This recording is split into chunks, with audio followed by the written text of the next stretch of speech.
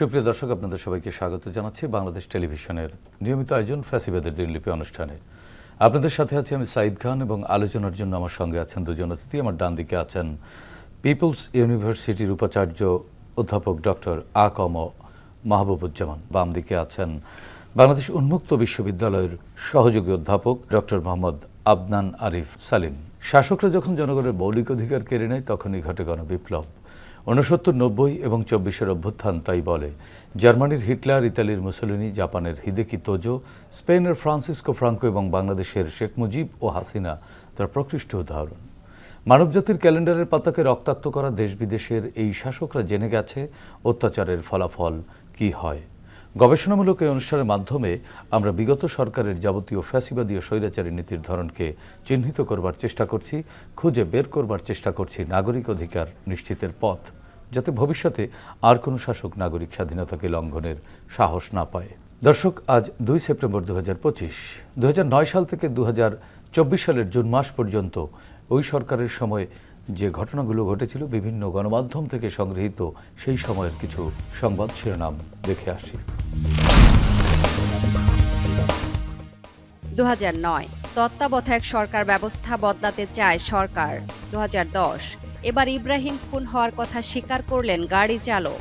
2012 ষষ্ঠবারের মতো বিদ্যুতের মূল্য বাড়ালো সরকার। 2013 জাহাঙ্গীরনগর বিশ্ববিদ্যালয়ে ছাত্রদল নেতার উপর ছাত্রলীগের হামলা, পিসির গাড়ি ভাঙচুর। 2014 গুম বৃদ্ধিতে অ্যামনেস্টির উদ্বেগ। 2015 ছাত্রলীগের বিরুদ্ধে শাস্তিমূলক ব্যবস্থা নেওয়া অন্যায়, প্রফেসর জাফর ইকবাল। 2016 বিএসএফ এর গুলিতে বাংলাদেশি নিহত। 2018 খালেদা জিয়া ছাড়া নির্বাচন নয়, বিএনপি। 2019 দ্রুত বিচার আইনে মামলা, পরদিনেই জামিন। 2020 সিনহা হত্যাকাণ্ডের পর কমেছে ক্রসফায়ার। 2021 সরকারের ব্যর্থতা ঢাকতে জিয়ার কবর নিয়ে প্রচারণা। 2023 বিএনপি গণতন্ত্রে বিশ্বাস করে না, প্রধানমন্ত্রী। দর্শক, আমরা দেখে নিলাম বিগত সরকারের সময় রাষ্ট্রীয় প্রতিষ্ঠানগুলোকে সাধারণ মানুষের মুখোমুখি দাঁড় করিয়ে কিভাবে মানুষের মৌলিক মানবিক অধিকার কেড়ে নিয়েছিল, এসব বিষয় নিয়ে আলোচনা শুনব অতিথিদের মুখ থেকে। শুরুতেই যাচ্ছি প্রফেসর ডক্টর মোহাম্মদ আ.ক.ম মাহবুবুজ্জামান। আপনার কাছে একটি বিষয়ে জানতে চাচ্ছি। একটি সংবাদের শিরোনাম আছে এরকম: 2009 সালের তত্ত্বাবধায়ক সরকার ব্যবস্থা বদলাতে চায় সরকার। যেই তত্ত্বাবধায়ক সরকারের মাধ্যমে নির্বাচিত হয়ে আসলেন ওই সময়ের শেখ হাসিনা সরকার, নির্বাচিত হবার পরপরই তিনি কেন এটি বদলাতে চেয়েছিলেন বা বদলানোর মানসিকতা প্রকাশ করলেন? শুধু তত্ত্বাবধায়ক সরকার দ্বারা শেখ হাসিনা তিনি জয়ী হয়ে আসলেন, বিজয়ী হয়ে আসলেন, অথবা সংসদে আসলেন, প্রধানমন্ত্রী হলেন, সেটি বড় কথা না। এই তত্ত্বাবধায়ক সরকার আনার জন্য তিনি বিশাল কিছু কার্যক্রম গ্রহণ করেছিলেন সে সময়ে, এবং সেটা যে বাংলাদেশ জামাত ইসলামীকে সাথে নিয়ে দুর্বার আন্দোলন গড়ে তুলেছিলেন এই তত্ত্বাবধায়ক সরকারকে এখানে প্রতিষ্ঠিত করার জন্য, এবং সেটিও হয়েছিল শেখ হাসিনার নেতৃত্বেই। তখন তিনি এটি করার পরে যখন ঘোষণা হলো যে এখন থেকে তত্ত্বাবধায়ক সরকার প্রতিষ্ঠিত হলো এবং এরপরে সবগুলো নির্বাচন হবে তত্ত্বাবধায়ক সরকারের অধীনে, অন্তত পক্ষে 3টা হবে এবং তারপরে আবার সিদ্ধান্ত নিতে হবে, তখন তিনি বলেছেন যে এটি জনগণের বিজয় এবং এটির মাধ্যমে আজ থেকে বাংলাদেশে সঠিকভাবে এবং কোনো প্রকারের কারচুপি ছাড়া নির্বাচন অনুষ্ঠিত হবে। এটি বলার পরে 1996 নির্বাচন হলো, 2001 নির্বাচন হলো এবং 2008 গিয়ে এসে নির্বাচনটি হলো। এই নির্বাচন হওয়ার পরে তিনি বললেন যে না, এটা ঠিক না, এই পদ্ধতিটা ঠিক না। এখানে যারা রাষ্ট্রবিজ্ঞানীরা বলছেন যে আসলে তার কাছে এই তথ্যটা দিলেন, এর থেকে পার্শ্ববর্তী দেশ ভারত থেকে তার কাছে কিছু ওহী নাজিল হলো, তার মধ্যে বলা হলো যে এটা উঠাও তাড়াতাড়ি, কারণ এটা থাকলে ভোটটা যতটা নিরপেক্ষভাবে এবং যতটা স্বচ্ছতার মাধ্যমে হওয়া সম্ভব, এটি হলে আওয়ামী লীগের পরবর্তী পাশ করাটা সম্ভব হবে, এরকম তার মধ্যে কোনো প্রকারের প্রতীতি ছিল না। ফলে তিনি তখন চিন্তা করলেন যে আওয়ামী লীগকে যদি অনেক দিন ধরে টিকিয়ে রাখতে হয় 2041 সাল পর্যন্ত, তাহলে তাকে অবশ্যই এই তত্ত্বাবধায়ক সরকারটাকে আগেই নিশ্চিহ্ন করতে হবে। সুতরাং তিনি তখন খায়রুল হক সাহেবকে হাত করলেন এবং তারপরে তিনি তত্ত্ব দিলেন যে যে কোনোভাবেই হোক এই তত্ত্বাবধায়ক সরকারটাকে সরিয়ে দিতে হবে। এটি তার জন্য কাল হয়ে দাঁড়াচ্ছিল, কারণ আমরা আরও একটি ইতিহাস দেখতে পারি যে 1970 সালের একটা বিশাল গণরায় এবং একটা বিশাল বিজয়, সেই বিজয়ের পরে তৎকালীন শেখ মুজিব সাহেব যখন 73 সালে নির্বাচন করতে গেলেন, মাত্র 2 বছর পরেই, তখন তিনি দেখলেন যে সেখানে তার পাশ করা খুব কঠিন হয়ে যাচ্ছিল। অনেকভাবে ভোট কারচুপি করে অনেককে অনেকভাবে জিতে নিয়ে আসতে হয়েছিল, অনেক গণনা ঢাকাতে নিয়ে এসে করতে হয়েছিল।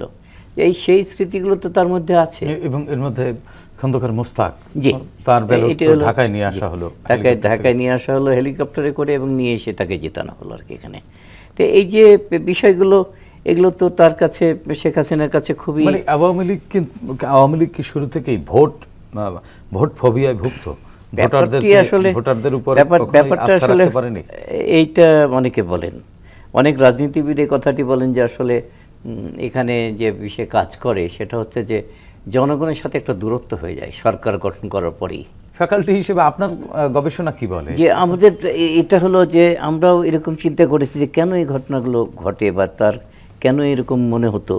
সেখানে আমরা যেটা লক্ষ্য করছি সেটা হচ্ছে যে একটা দূরত্ব সৃষ্টি হয়ে যায়। কিছু অলিগার্ক, এই যে শব্দটা আসে, মানে নিকটজন কিছু থেকে গেল, কিছু ব্যক্তি তারা এসে আশেপাশে মোসাহেব জুটে গেল, তারাই সরকার চালাচ্ছে, তাদের কথায় তিনি চালাচ্ছেন, প্রধানমন্ত্রী চালাচ্ছেন। এখানে প্রথমেই যেটা নষ্ট হয় সেটা হচ্ছে যে সাম্য নষ্ট হয়, তারপরে হচ্ছে ন্যায় বিচার নষ্ট হয়, জনগণের কোনো অধিকারের বিষয়টি থাকে না। এগুলো না থাকার ফলে জনগণ থেকে এতটাই দূরে চলে যায় আওয়ামী লীগ সরকার যে তাদের পরবর্তী আওয়ামী লীগ যখন সরকার গঠন করে তখনই এই বিষয়টি ঘটে। আচ্ছা আচ্ছা আচ্ছা, এটি আগের থেকে 3 দফায় তো তা দেখা গেল। 1971 সালেও যেটা, 1996 সালেও সেটা, এবং 2009 সালে এসে যে পরবর্তী দীর্ঘ যে রেজিম, সেটি একই বিষয় দেখা গেল। ধন্যবাদ মাহবুব ভাই, আপনার কাছ থেকে শুনবো। সালেম, একই বিষয়ে আপনার কাছ থেকে জানতে চাচ্ছি। প্রফেসর মাহবুব যেমন তিনি বললেন যে আওয়ামী লীগ নির্বাচনের পরপরই জনগণের সাথে তার একটা দূরত্ব তৈরি হয়ে যায়। এই দূরত্বটি কেন তৈরি হয়? তারা কেন জনগণের পালস ধরে রাখতে পারে না? তারা তো রাজনীতি করেন গণতান্ত্রিক দেশে, গণতান্ত্রিক পন্থায়, জনগণকে নিয়ে। আমরা যদি মুক্তিযুদ্ধের পর থেকে দেখি, এখন পর্যন্ত গণতন্ত্র শব্দটাই আসলে কোনোভাবে আওয়ামী লীগের সাথে যায় না। এটা শুনতে খারাপ শোনা গেলেও এটা সত্য। যদি গণতন্ত্র শব্দটা বাংলাদেশ আওয়ামী লীগের সাথে যেত, তারা নিজেরাই নিজেদের দলের রাজনীতিকে হত্যা করে বাকশাল গঠন করত না। এবং তারা জানে ক্ষমতায় আসতে গেলে একটি সুনির্দিষ্ট গোষ্ঠীকে খুশি করে, তাদের উপরে ভর করে, তাদের পেটোয়া বাহিনী দিয়ে জনগণকে দমন করে যদি ক্ষমতা দীর্ঘায়িত করা যায়, কুক্ষিগত করা যায়, তাহলে জনগণের আস্থা থাকবে না। জনগণ কি আওয়ামী লীগের বিরোধিতা করেছে না তাদের কর্মকাণ্ডের? জনগণ দলের বিরোধিতা কখনোই করে না। জনগণ তাদের অধিকার চায়, কর্মকাণ্ডের বিরোধিতা করে। এবং আওয়ামী লীগের কর্মকাণ্ড যখন হয় জনবিরোধী, যেই ভোট হওয়ার কথা দিনে সেটা যদি হয় মধ্যরাতে, স্বাভাবিক গণতান্ত্রিক নির্বাচন না হয়ে তারা সিলেকশন করে ইলেকশনের বদলে, সেই জনগণ কি তাদের আর পছন্দ করবে? গল্প শোনায় পদ্মা সেতুর, গল্প শোনায় উন্নয়নের, লুটপাট হয় রিজার্ভ ব্যাংকে, আর এদিকে আমাদের শোনাতে হয় এই মুক্তিযুদ্ধের চেতনা, আমার এই ডেভেলপমেন্ট হলো, আমার ফ্লাইওভার হলো। ভাই, আমরা যদি সকাল থেকে যে মানুষটা না খেয়ে থাকে, সে কি ফ্লাইওভারে ইট খাবে? তাহলে সে কেন আওয়ামী লীগকে ভোট দেবে বলে? তার মানে কর্মকাণ্ডের দোষেই দুষ্ট, জনবিচ্ছিন্ন কর্মকাণ্ড, শুধু কর্মকাণ্ড না। আওয়ামী লীগের জনবিচ্ছিন্ন কর্মকাণ্ডে জনগণ যখন তাদের থেকে মুখ ফিরিয়ে নেয়, তারা দেখলো সুষ্ঠু স্বাভাবিক নির্বাচনে আসলে তাদের কোনো ছোটখাটো দলের বিপক্ষেও জিতে আসা সম্ভব নয়। তাদের আসলে একটা ইলেকশন ফোবিয়া কাজ করে, জনবিচ্ছিন্নতা এবং জন আকাঙ্ক্ষার প্রতিফলন ঘটাতে ব্যর্থ হওয়া। কিন্তু তার অলিগারদের কথা বললেন যে বড় বড় ব্যবসায়ী যারা, দেশটা তো আসলে ব্যবসায়ীদের কাছে ইজারা দিয়ে দিয়েছিল আওয়ামী লীগেরা। তারা লুটপাট করেছে একটি বিশেষ পরিবারের টাকা পয়সা হয়েছে, সুইস ব্যাংকে টাকা গেছে, বাইরে বিভিন্ন দেশে পাচার হয়েছে, এবং তার বিনিময়ে ব্যবসায়ীরা ব্যবসা করছে। তো এদেরকে জনগণ কেন ভোট দেবে? আপনি সাধারণ একটা সাংবাদিক, আপনি একটা কথা লেখার কারণে আপনাকে হ্যান্ডকাপ লাগাই দিচ্ছে, আপনি কি ওদের ভোট দিবেন বলেন?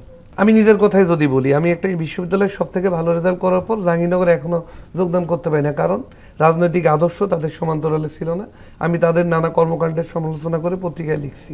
এই অপরাধ ডিপার্টমেন্টে ফার্স্ট হওয়ার পরও হয়নি, এবং তাদের পক্ষে যারা কথা বলছে সেকেন্ড ক্লাসে 21তম শিক্ষক হয়ে গেছে। শিক্ষার্থীর ক্ষেত্রেও তাই। তো আমরা কেন আমাদের যারা ক্ষতি করছে, আমাদের দেশের যারা ক্ষতি করছে, কিভাবে আমরা তাদের ভোট দিব বলেন? আর আমরা তারা যখন বুঝতে পারতেছে যে তারা ভোট পাবে না, তারা কেন নির্বাচনের উপর নির্ভর করবে? তাদের মধ্যে তো একটা ইলেকশন ফোবিয়া কাজ করবেই। তার মানে এই 2009 সালে যে তত্ত্বাবধায়ক সরকার ব্যবস্থা বদলানোর যে মানসিকতা তৈরি হলো, এটি কি তাহলে প্রকারান্তে ভোট যাতে আর না লাগে, ভোট যাতে তাদের ক্ষমতায় আসার পরটাই তো সহিংস। আপনারা লগি বৈঠার কথা কি ভুলে গেছেন? সেই বাপাদিত্য বসুরা যে একটা অর্ধমৃত মানুষের বুকের উপর উঠে নাচানাচি করলো, মেরে ফেললো, তত্ত্বাবধায়ক সরকার আনার জন্য কিন্তু তারা লাগাতার অবরোধ, হরতাল, সহিংসতা করেছে। বিরোধী দলে থাকা অবস্থায় যারা ওই সহিংসতা করছে, ক্ষমতায় গেলে তারা কতটা হিংস্র হয়ে ওঠে, এটা তো জনগণের বুঝতে বাকি থাকে না।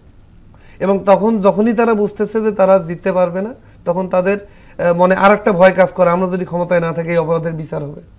তাহলে যে কোনো ভাবে ক্ষমতাকে আমাদের কুক্ষিগত করে রাখা লাগবে। প্রজন্ম কি করে এই আওয়ামী লীগকে লালন করে? একটি জেনারেশন তো আছে যারা আওয়ামী লীগের নানান ভাবে রাজনীতির সাথে জড়িয়ে যায়। আমরা প্রজন্মের জায়গায় অংশীজন বলি, কথাটা আরো সুন্দর হবে। অংশীজন, আওয়ামী লীগ আসলে একটা কোম্পানির মতো। আমরা যারা প্রতিবাদ করতাম, লিখতাম, অনেকে বলতো কোম্পানি, ইস্ট ইন্ডিয়া কোম্পানি যেমন, এটা একটা নিখিল বাংলাদেশ আওয়ামী কোম্পানি। তাদের যারা অংশীজন, যারা তাদের সুবিধাভোগী, তারা আসলে তাদের অন করে। খেয়াল করেন, যাদের বাড়ি গোপালগঞ্জে, বাংলাদেশের যে কোনো সরকারি অফিসে যাবেন, যদি আন্দাজে চোখ বন্ধ করে একটা ইঁটও মারেন, কোনো একটা লোকের গায়ে লাগলে পরিচয় পেতে পারেন যে তার বাড়ি গোপালগঞ্জ। তো এই লোকগুলো কেন অন করবে না? আপনার রেজাল্ট ক্লাসের মধ্যে সবচেয়ে খারাপ, যার সাধারণ চাকরি হওয়ার কথা না, সে বিশ্ববিদ্যালয়ে অধ্যাপক হয়ে বসে আছে, তো সে গোপালগঞ্জকে এবং আওয়ামী লীগকে অন করবে না? এটা তার স্বার্থের জন্য করে, রাজনৈতিক কারণে না। এটা জাস্ট একটা সুবিধাভোগ, গিভ অ্যান্ড টেকের সম্পর্ক। এবং জানে যে আমার বাবা ইডিওলজিক্যাল রিলেশন, তাদের মধ্যে ইডিওলজিক্যাল রিলেশন নেই। তার মানে কি আওয়ামী লীগের কোনো ইডিওলজি ছিল না বা নেই? ইডিওলজি থাকলে এই যে বিচারহীনতা, গুম, খুন, এগুলো এখন তাদের ইডিওলজি। আয়নাঘর, নেগেটিভ অর্থে এটাই তাদের ইডিওলজি। মানুষ কি এটা বোঝে না? এখনো তো একটি শ্রেণী ইনিয়ে বিনিয়ে আওয়ামী লীগকে প্রাসঙ্গিক করতে চাচ্ছে। এক কথায় যারা কথা বলছে, যারা ফ্যাসিবাদকে পুনর্বাসনের চেষ্টা করছে, তারা মোর অর লেস ফ্যাসিবাদের স্টেক হোল্ডার। সাংবাদিকদের মধ্যেও দেখবেন যারা খুব উত্তেজিত হয়ে যায়, ইভেন বিরোধী দলের মধ্যেও যারা আওয়ামী লীগকে নিয়ে বেশি উত্তেজিত হয়ে পড়তেছে, কোনো না কোনোভাবে তারা ফ্যাসিবাদের স্টেক হোল্ডার, কোনো না কোনোভাবে তারা ফ্যাসিবাদের সুবিধাভোগী। এখানে তারা চাচ্ছে যে অনেকে সরকারি দলে যেতে হবে এমন না, বিরোধী দলে থেকেও কিন্তু আওয়ামী লীগ থেকে সুবিধা নিয়েছে অনেকে। কারণ আন্দোলন করা, প্রতিবাদ করাচ্ছে, একটা নিয়ন্ত্রিত আন্দোলন করে আন্দোলন পণ্ড করাটাও কিন্তু একটা বিরাট কাজ। এই কাজও তো অনেকে করেছে। তো তারা তো চাবে এবং বলবেই আগেই ভালো ছিলাম। নরমালাইজ করবার একটা চেষ্টা, নরমালাইজ। এবং গণহত্যার কি 1.5 বছরও তো হয় নাই, 1 বছর কয়েক মাস হলো, এখনই তারা খুনিদেরকে নরমালাইজ করার চেষ্টা করছে। আদৌ কি এটি আমাদের জন্য ঠিক হচ্ছে? কতটা আত্মঘাতী হচ্ছে? কথাটা আত্মঘাতী হলেও এর জবাব আপনাদের মুখে নাই, পত্রিকার পাতায় নাই, সুশীলদের কথায় নাই, কিন্তু তাকায় দেখেন দেয়ালে লিখে রেখেছে যারা প্রতিবাদী।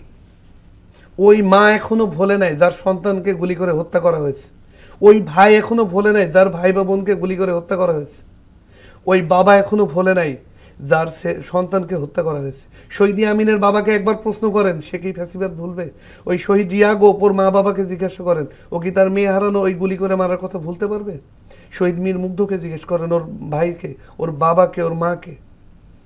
আপনি আবু সাইদের পরিবারের কাউকে জিজ্ঞাসা করেন, শহীদ ওয়াসিম আকরামের মা বাবাকে জিজ্ঞাসা করেন, তারা কি ফ্যাসিবাদকে ভুলতে পারবে? তাদের কাছে কখনোই আগেই ভালো ছিলাম বলবে না। এক জীবন বয়ে বেড়াতে হবে। একটু টেলিভিশনে এসে দু একটা কথা বলার সুযোগ পাইছে, নিজেরা নেতা হয়েছে, তারাই বলবে আগেই ভালো ছিলাম। মব হচ্ছে, এই হচ্ছে, সেই হচ্ছে, ফ্যাসিবাদ হচ্ছে না। গুম, খুন, আয়নাঘরের শিকার যারা হয়েছে তারাই জানে আওয়ামী লীগ কি। যার সন্তান হারাইছে তারা জানে আওয়ামী লীগ কি। তারা নরমালাইজ করবে না। 10 সালের একটি খবর, ইব্রাহিম খুন হওয়ার কথা স্বীকার করছিলেন ওই গাড়ি চালক। এই গাড়ি চালক হচ্ছে তৎকালীন এমপি শাওনের গাড়ি, নুরুন্নবী শাওন, নুরুন্নবী চৌধুরী শাওন। জি জি জি।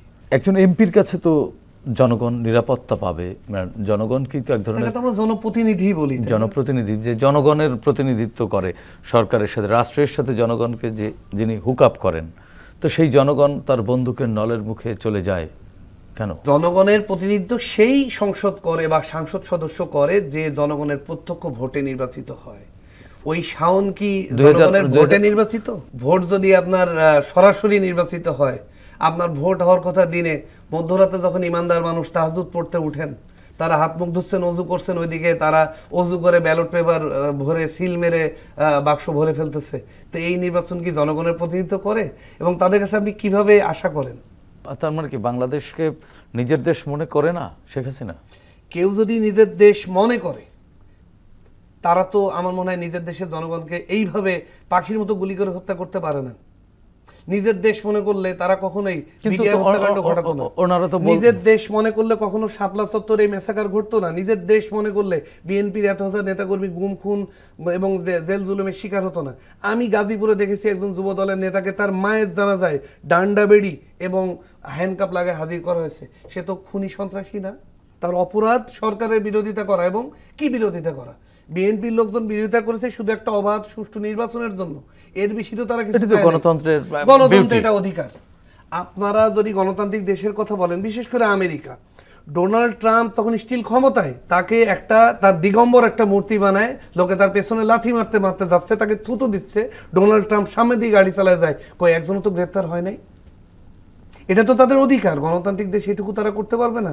এর জন্য যদি হ্যান্ডকাপ আর ডান্ডা বেড়ি লাগিয়ে হাজির করা হয়, তো আপনি সেখানে কি প্রত্যাশা করবেন বলেন? আসলে ফ্যাসিবাদ হয়ে গেছিল অনেকটা রাক্ষসে মাছের মতো। রাক্ষসে মাছ মানে আপনার কোনো পুকুরে যদি আপনার শোল, গজার, পাঙ্গাস এই জাতীয় বড় বড় মাছ থাকে, তারা কি করে জানেন? তারা ছোট ছোট মাছ, পুঁটি, চুনোপুটিদের খেয়ে ফেলে। তো বিরোধী দল ছিল আওয়ামী লীগের কাছে অনেকটা চুনোপুটির মতো, তাদেরকে খেয়ে ফেলেছে। কেউ খাওয়ানো, অর্ধেক বিএনপি, কেউ আয়না ঘরে, ইলিয়াস আলী ভাইকে গুম করে দেওয়া হয়েছে, জামাতের অনেককে ফাঁসিতে ঝুলায় দেওয়া হয়েছে যুদ্ধাপরাধের বিচারের কথা বলে, সালাউদ্দিন কাদের চৌধুরীকে ফাঁসিতে ঝুলায়। এখন প্রতিবাদ করার কেউ নাই, তারা খুব এনজয় করছে। তারা তো কাউকে না কাউকে দমন করতে হবে। তো রাক্ষসে মাছ পুকুরে করে কি, যখন সংখ্যা বেড়ে যায় একে অন্যের লেজে কামড় দেয়। তো এই ফ্যাসিবাদী যে রাক্ষসে মাছ, সে তার লেজে কামড় দেওয়ার মতো একটা ঘটনা হলো শাওনের ইয়েকে মেরে ফেলা। আমরা যদি ঘটনার গভীরে যাই, আপনি সাংবাদিক মানুষ, আপনি জানবেন যে এই শাওনের যে ইব্রাহিমকে মারা হয়, ইব্রাহিম হলো তজুমুদ্দিনের বা তমুজুদ্দিনের রাজনীতি না করে 56 নম্বর ওয়ার্ড থেকে সম্ভবত, ও যদি আমি ভুল না করি, কাউন্সিলর হতে চেয়েছিল। তো ওখানে আবার শাওনের খুব ক্লোজ একজন সে হবে। তো ওই ঘটনার জের ধরেই সম্ভবত তাকে মেরে দেওয়া হয়েছে। এবং এগুলা গণমাধ্যমে আসে, অনেকটা ফেসবুকে লেখালেখির কারণে ওপেন সিক্রেট হয়ে যায়। এবং সম্ভবত ওই সময় কয়েকজন ফেসবুকে লেখার কারণে অ্যারেস্ট হয়েছিলেন এই ঘটনায়, সেটা আবার অবশ্যই পত্রিকায় নাই। তো এই যে রাক্ষসে মাছদের যে প্রবণতা, তারা নিজেদের লেজে কামড় দেয়, এই শাওন এর হাতে ইব্রাহিম খুন হওয়াটা রাক্ষসে মাছের লেজ কামড়ে খাওয়ার মতো। জি, ধন্যবাদ প্রফেসর মাহবুবুজ্জামান। 2014 সালের একটি খবর, গুম বৃদ্ধিতে অ্যামনেস্টি ইন্টারন্যাশনালের উদ্যোগ।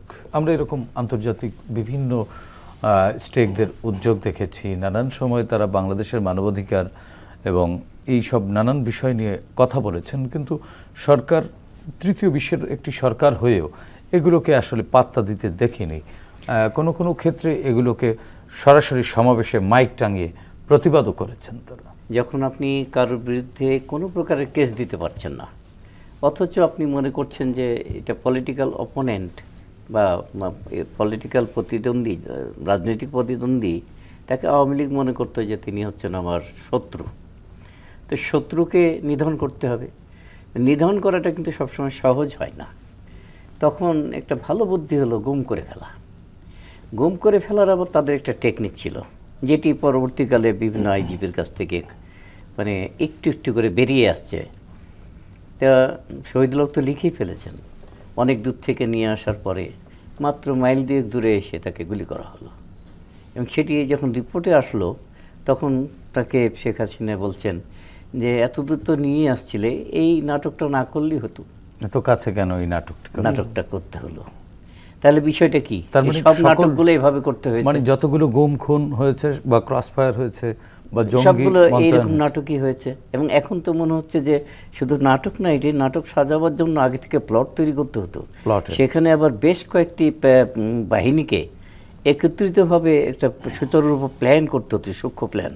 সেই প্ল্যানের আবার একটা ইয়ে হতো যে এটা পর্যালোচনা করত আমাদের পার্শ্ববর্তী দেশ থেকে, সেখানকার বিশেষ শাখা এটা পর্যালোচনা করে যখন ওকে করতো তখন এই কাজটি করা হতো। তো এই গুম জিনিসটা এতটাই খারাপ যে এটা পৃথিবীর ইতিহাসের সভ্যতার সম্প্রতি বিরোধী। গুম নিয়ে একটি অধ্যাদেশ এসেছে, সেটি হচ্ছে যে সর্বোচ্চ শাস্তি মৃত্যুদণ্ড, হ্যাঁ, কয়েকদিন আগে।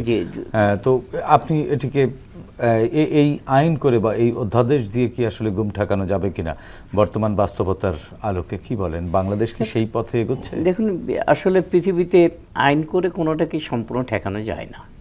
আইনের বাস্তবায়নের ব্যাপার আছে, মানার মানসিকতার ব্যাপার আছে, এটি চারদিকে প্রচারণার ব্যাপার আছে। যৌতুক নিরোধ আইন আছে এখানে বাংলাদেশে, 1980 সালে করা হয়েছিল। যৌতুক তো চলছে, এবং যৌতুক চলছে আগের চেয়ে অনেক বেশি। আরও ব্যাপার আছে এখানে, বাল্যবিবাহ নিরোধ, এটিও অনেক আগে থেকে আইন করা আছে, কোনো কাজে লাগেনি। আইনকে বাস্তবায়ন করানোর জন্য আপনার কিছু প্রচেষ্টা তৈরি করার চেয়েও কঠিন একটা কাজ। তা আমরা কি পারবো সেই জায়গা থেকে উত্তরণ? পারবো না, অসম্ভব কোনো কিছু না। তবে আমাদের একটু মনে রাখতে হবে যে রাষ্ট্র পরিচালনার অনেকগুলো বিষয় আছে যেগুলো অনুশীলনের বিষয়, একদিনে গড়ে ওঠে না, অনেক দিন লাগে চর্চা করতে করতে। এখানে এই যে পৃথিবীতে সভ্য রাষ্ট্র কারা, এটি বিশ্লেষণের জন্য প্রথমে বিবেচনা করা হয় তাদের নির্বাচন ঠিকভাবে হয় কিনা এবং ক্ষমতা হস্তান্তরটা খুবই স্বচ্ছভাবে হয় কিনা। এটা যদি শান্তিপূর্ণ এবং স্বচ্ছভাবে না হয়ে থাকে তাহলে এটা সভ্য দেশ না। তা আমরা কিন্তু এখনো সভ্য দেশ না, আমরা সামনে এটা পারি না। এবং এখানে প্রথমেই ইলেকশনের পরেই আমরা বলি একটা সূক্ষ্ম কারচুপি হয়েছে, না হলে একটা অসম্ভব কারচুপি হয়েছে, একটা কিছু বলে প্রথমেই একটা বাধা দিয়ে বসে থাকি। কখনই বিরোধী দল বা যারা পাশ করলো তাদেরকে আমরা এখানে এটা ওয়েলকাম করি না, ধন্যবাদ জানাবার সামান্যতম মানসিকতা আমাদের নেই। সালিম, আইন তৈরি করা সরকারের কাজ, মানার মানসিকতা তৈরি করা হচ্ছে জনগণের কাজ। রাষ্ট্র এবং জনগণ এর মাঝখানে যে সম্পর্ক সেটি হচ্ছে গণতন্ত্র বা ভোট। সেই ভোট নিয়ে আমরা আগাচ্ছি। তো এখন অনেকে বলছেন যে ভোট হবে না বা ভোট নাও হতে পারে, বা পতিত ফ্যাসিস্টরা ফিরবার জন্য নানানভাবে চেষ্টা করছে। আসলেই কি তাই ফিরতে পারবে? ফিরলে তো কার পরিণতি কি হয়, আপনার কি মনে হয়? আইন মানার মানসিকতা জনগণকে তখনই তৈরি হয় যখন কোনো সরকারের নৈতিক বৈধতা থাকে জনগণের কাছে। জনগণ যখন তার সরকারকে ওন করে তখন সে তার তৈরি করা আইন মানে। আমি আমার ভোটে নির্বাচিত সরকারের অধীনে যখন শাসিত হব, আমার নির্বাচিত সরকার যখন আমাদের রাষ্ট্র পরিচালনা করবে, আমি নৈতিকভাবে এই সরকারকে ওন করব। আমি মেনে নিব যে এই গভর্নমেন্ট আমার, সুতরাং তার আইন, তার বিচার, তার নিয়ম নীতি প্রতিটি আমার জীবনযাত্রা এবং কর্মকাণ্ডের সাথে সম্পর্কিত, এবং সেটাকে একটি নিয়ম নীতির অধীনে এনে মেনে নেওয়ার দায়িত্ব। তো বিগত সরকারের যে কথা, ফ্যাসিবাদের মূল লক্ষ্য হলো মিথ্যাচার এবং মানুষকে বিমানবীকরণ করা বা মানুষকে পশুর সাথে তুলনা করা। পশুদের যেমন খোয়াড়ে আটকে রাখে, সেই মানুষকে আয়না ঘরে আটকে রেখেছিল।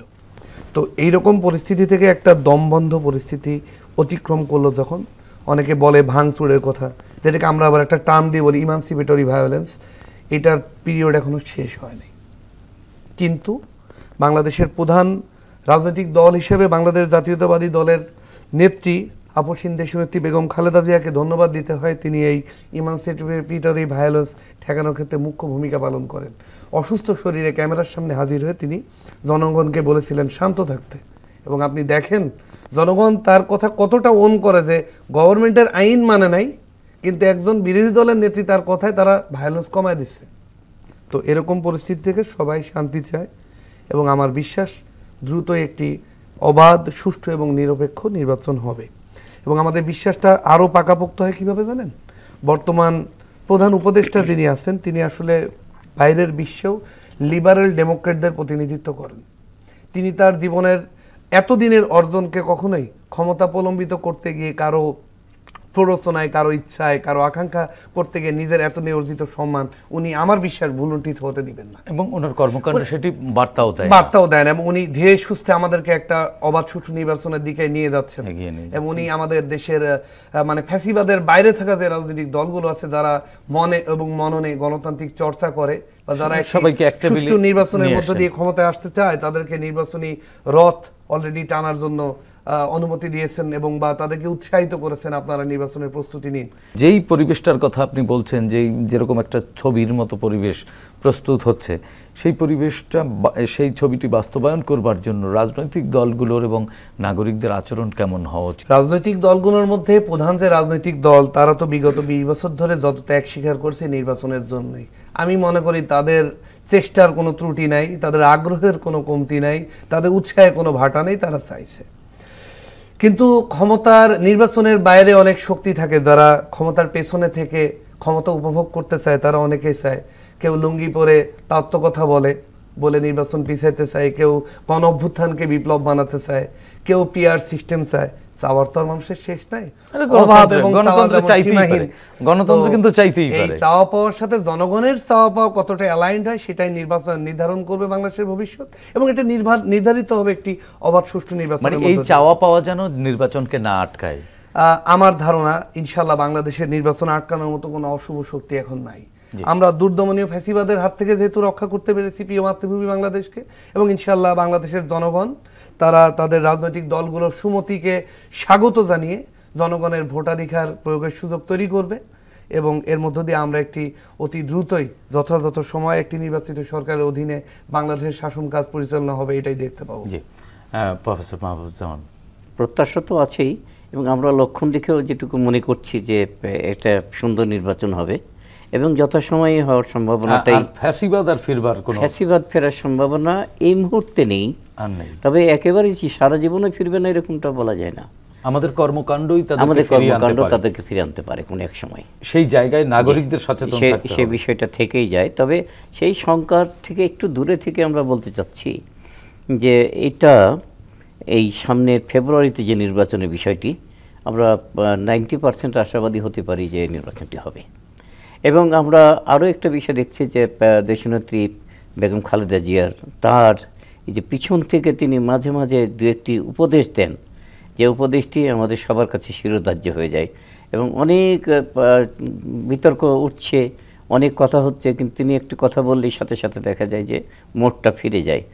ওই রকমের একটা দিনের প্রত্যাশা আছে যেখানে আমরা এই রকমের এই কতগুলো কোন্দল হচ্ছে, যে কোন্দলের মধ্যে কেউ কেউ হয়তো দেখা যাচ্ছে বেফাস কিছু মন্তব্য করছে, সেগুলো মন্তব্য থাকবে না। আরেকটি বিষয় হচ্ছে যে গণতন্ত্র আসলে চর্চার বিষয়, এবং আমাদের এই যে দেশ পরিচালনা এটাও চর্চার বিষয়। এই চর্চাগুলো ঠিক মতো আগে হয়নি, তো একেবারেই হবে না তাও তো না, কোনো এক সময় তো শুরু হবে। তো আমরা দেখেছি, দেখুন আমেরিকাতে এত চেষ্টা, এত কথা, তাদের গণতন্ত্র নিয়ে এত মায়া কান্না, এত লেখালেখি, 1920 সালের আগে সে দেশের মেয়েরা ভোট দিতে পারেনি। তাহলে এখনো কিন্তু মেয়েদের তারা ভোট দিতে চায় না। হিলারিও হেরেছে, কমলা হ্যারিসও হারছে, তাই না স্যার? প্লিজ। হ্যাঁ, এবং এখন পর্যন্ত ওই পর্যায়ে কেউ যেতে পারে নেতা মনে করে না। জি, তো এই যে বিষয়টি, সেটি হচ্ছে যে এটা চর্চার বিষয়, এবং এখানে কারা কেমনভাবে চর্চা করছে, তাদের যে চাওয়া পাওয়া বা আদর্শগুলো, আদর্শ শুধু না, তাদের অনেক সময় একদর্শিতা থাকতে পারে, তারা কারোর প্রতি হস্টাইল হতে পারে, তাদের প্রতি হয়তো ভালো ব্যবহার করছে না এমনটাও হতে পারে, সবগুলোই কিন্তু ধরা পড়ে। এখন পৃথিবীতে তো অনেক দেশ আছে যাদের সংবিধান নেই, তারা কিন্তু কিছু আচরণ, তাদের কিছু নীতি নৈতিকতা এই দিয়ে দেশ চালাচ্ছে। আমরা এখানে পারবো না, আমাদেরও চলবে। আচ্ছা, এবং আরেকটি আমরা দেখছি, কথা উঠেছে যে আবার ফিরিয়ে নিয়ে আসতে হবে তত্ত্বাবধায়ক সরকার। এই তত্ত্বাবধায়ক সরকারটি যদি আবার ফিরে আসে তাহলে আমাদের জন্য ভালো হবে। আমাদের কিছু টার্মের জন্য এখনো দরকার আছে এই কাজটি করার, কারণ আমাদের আসলে ওই সংস্কৃতিটা ওই জায়গায় পৌঁছায়নি, এখনো আমরা যেতে পারিনি। নিশ্চয়ই আমরা একদিন যাব, সেই প্রত্যাশা রাখি, এবং আমরা গণতন্ত্রের উত্তরণ ঘটাবো। সেক্ষেত্রে রাজনৈতিক দল এবং নাগরিক সমাজ সবাই ঐক্যবদ্ধভাবে আন্তরিকতার সাথে সেই কাজটিকে এগিয়ে নিয়ে যাবে এই অন্তর্বর্তীকালীন সরকারের সাথে, সে প্রত্যাশা আমরা রাখতেই পারি। ধন্যবাদ প্রফেসর মাহবুবুজ্জামান, ধন্যবাদ আদনান সালিম আপনাকেও। প্রিয় দর্শক, ২৪-এর ছাত্র জনতার গণ অভ্যুত্থান পৃথিবীর ইতিহাসে নতুন পরিচয় পরিচিত করেছে বাংলাদেশকে। জনগণ শাসকের শোষণ নয়, চায় স্বচ্ছতা ও জবাবদিহিতামূলক রাষ্ট্র ব্যবস্থা, যার মাধ্যমে রাষ্ট্রে তাদের অধিকার নিশ্চিত হয়। আসুন নতুন এই বাংলাদেশকে আমরা নাগরিক বান্ধব হিসেবে গড়ে তুলি, সাধ্যমতো ভূমিকা রাখি দেশ ও জাতি গঠনে। প্রিয় দর্শক, দেখা হবে আগামী পর্বে নতুন অতিথির সঙ্গে। ততক্ষণ পর্যন্ত সবাই ভালো থাকুন, সুস্থ থাকুন, বাংলাদেশ টেলিভিশনের সঙ্গেই থাকুন। খোদা হাফেজ।